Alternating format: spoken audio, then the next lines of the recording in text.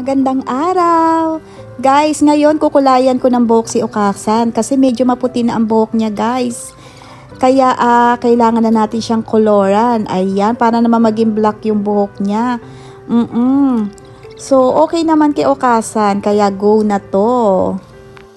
Ayan, medyo antok-antok pa nga si Okasan, guys. And then, after no, shinower ko na siya, guys. Kaya lang, madalian talaga kailangan dyan kasi hindi siya pwedeng matagal na kayuko.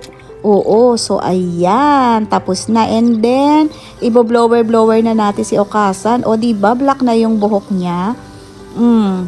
Inaantok-antok na nga niya si Okasan eh. Oo, kasi gabi yan, guys. Oo, lalagyan ko sana siya ng ipit dyan, guys. Kaya lang, nahuhulog yung ipit. Kasi gusto ko makita niya na maganda na uli siya. So, ayan. O, diba? And then, ayun nga, nilalamig na siya kaya binihisan ko na rin. Oo, alam nyo naman, di na para silang mga baby na. So, ayan guys, natapos ko na nga yung color ni Okasan. And then, nagpa-eyebrow siya. Sabi niya, i-eyebrow ko daw siya.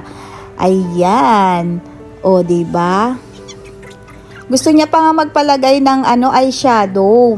O, kaya lang, lalagyan ko sana. Pero siya na rin naman ang nagsabi na next time na lang pagka may occasion nga gusto niya. Sabi ko naman, sige lalagyan din kita ng blush on and lipstick. Ayan. So, ang ganda na ni ating Okasan. Oh. So, tapos na kami guys. Tapos ko na siyang kulayan. Beautiful na si ating Okasan. Ayan ang aking mother-in-law. Thank you for always watching guys. Hanggang dito na lang po. Salamat. Bye.